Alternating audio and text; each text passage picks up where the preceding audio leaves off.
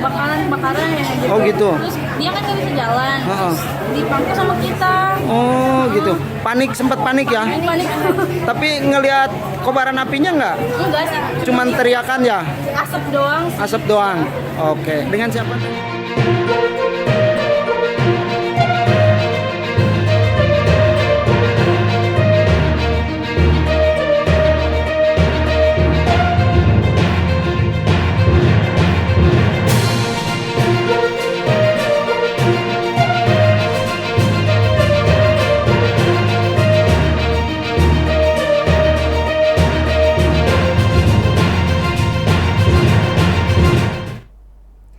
Hello, good afternoon, Tribuners. Welcome back with me, Mutiara, in Indonesian News of Tribun Lampung.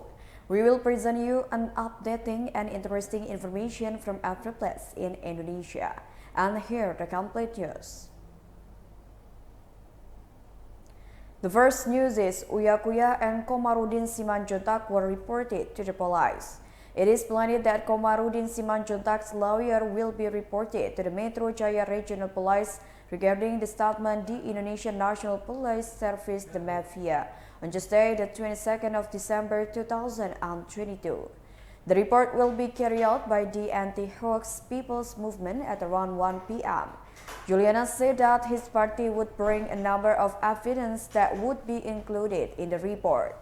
Not only Komarudin, Juliana said that his party would also report artist Uya Kuya as the owner of the YouTube channel, which contains content from the Komarudin's remarks. For your information, the family lawyer Brigadir Yosua Huta Barat alias Brigadir J. Komarudin Simanjuntak has again made a shocking statement to the Indonesian National Police. According to him, the average police force in this country is quite bad because they serve the mafia. That is, he said, the police served the country for more than 1 full month, but the police divided their time by serving the mafia. Komarudin said that some policemen who have hundreds of billions and even trillions of rupiah in wealth are the result of their service to the mafia. Because he said, where would the police money come from if it reached hundreds of billions like that?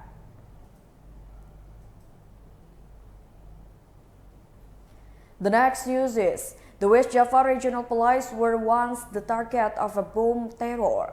West Java Regional Police are said to have been the target of the terror bombing of the Jemaah Ansarutaulah network.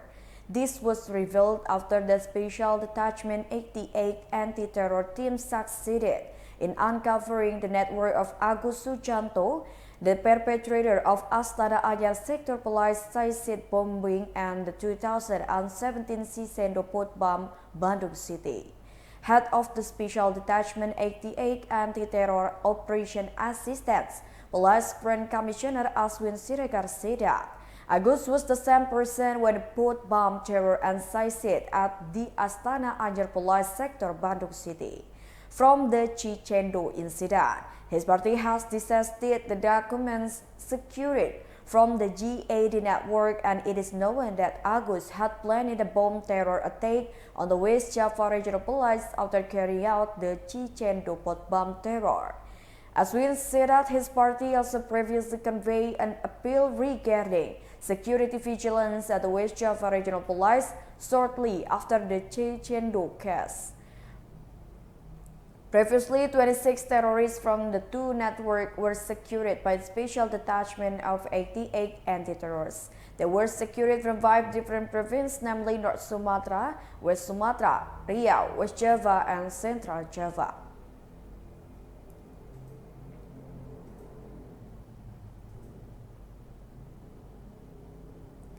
The next news is emergency installation room at the public hospital in Palabuhan Ratu fire area. Assalamualaikum warahmatullahi wabarakatuh. General Hospital in the Palabuhan area Sukabumi Regency, West Java was hit by a fire on Wednesday, the 21st of December 2022. According to information from the West Java Tribun, the fire occurred at the emergency room at 10 minutes past 12 a.m. Sparks appeared on the roof of the emergency room at the Palabuhan Ratu General Hospital. The sound of explosion like firecrackers panicked patients and residents waiting for patient in the emergency room. Resident Nariat, aged 40 years old from Cikalaci, Solok, admitted that he was waiting for his father, who was being treated by emergency department at the Palabuhan Ratu Regional Police. Nariat said that when he carried his father, who was in a critical condition, he took him to the parking area of the Palabuhan Ratu General Hospital. Shortly thereafter, he was directed by officers to take his father to be evacuated to the transit room. Panic was also felt by another patient's family, like Lily. Lily said she was waiting for her brother, who was being treated at the emergency room. When a puff of smoke appeared, he was surprised by the sound of residents shouting, "Fire and fire!" Suddenly, he immediately tried to save his brother, who was being treated at the emergency room.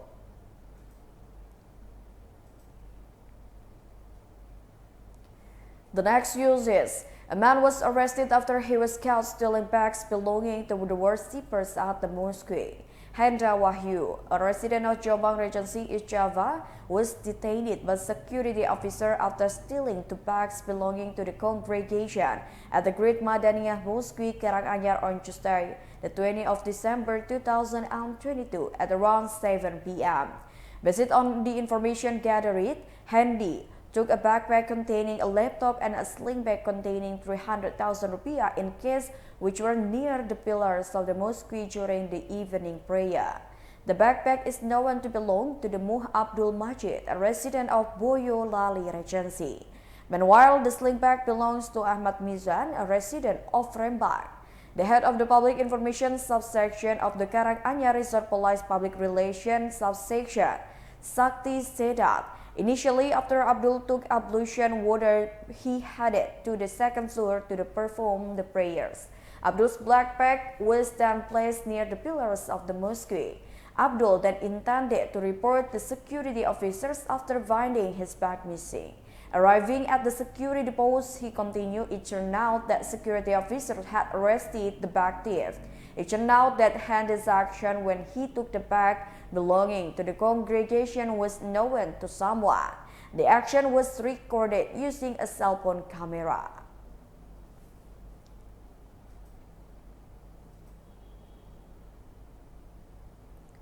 The next news is, Heriandi said all the deans of Lampung University had entrusted new students. The public prosecutor for the Corruption Eradication Commission presented the non-active Vice Chancellor, Professor Heriandi, as a witness. In his statement as a witness, Professor Heriandi said that all the deans at the University of Lampung had entrusted new students to enter the University of Lampung. But Mr. Karomani asked to keep an eye on the passing grade, namely for the Faculty of Medicine, University of Lampung, a score of 550 scores, and the Social Science 490 score. He also mentioned that the former Chancellor of the University of Lampung, Professor Karomani, had invited the deans to a finalization meeting at the Jakarta Hotel some time ago. So, while in Jakarta, it was to determine the names of students entrusted with independent pathways to be graduated, said Heriandi in his testimony.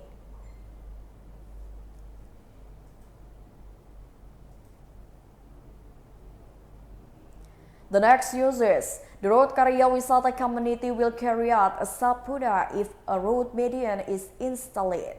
Medan Mayor Bobi Nasution highlighted the GCT housing complex, which is on Route Karya Wisata, Medan Johor district, which is up the road. Bobi Nasution explained that the main entrance to the housing complex had taken up half of the route belonging to the Medan city government. For this reason, Bobi Nasution asked the relevant agencies to warn and immediately resolve the problem with the GCT housing manager. Bobi emphasizes that if later the warnings from related agencies were not heeded, the Medan city government would carry out the demolition. Bobi said that the installation of route medians at Karya Wisata was one way to secure the assets of the Medan city. Alluded to the people of Route Karya Wisata would carry out a subpoena, Bobi instead and stated that he would continue to install a route median in the area.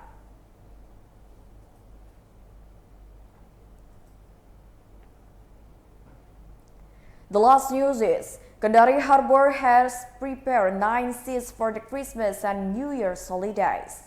The Kendari Second-Class Kesbayandaran and Port Authority Office has prepared 9 seat transport vessels that will operate during the 2022 Christmas and 2023 New Year's holiday.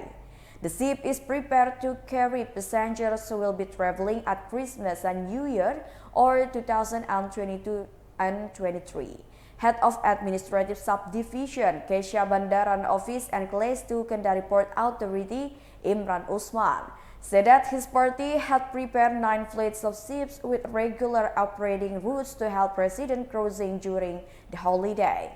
Imran explained that at the moment of the 2023 holiday, the Second-Class Port Authority and Port Authority Office only operate 9 regular ships without adding to the fleet because there was no increase in passengers. However, even though it is predicted that will be no increase in passenger, the party will still provide backup carriers. He hopes that with the willingness of the fleet, it can be a safe and comfortable mode of transportation for the community during the holiday, the 2023 or homecoming. Apart from that, to help with public service, Kendari KSOP also prepare Christmas and New Year service posts.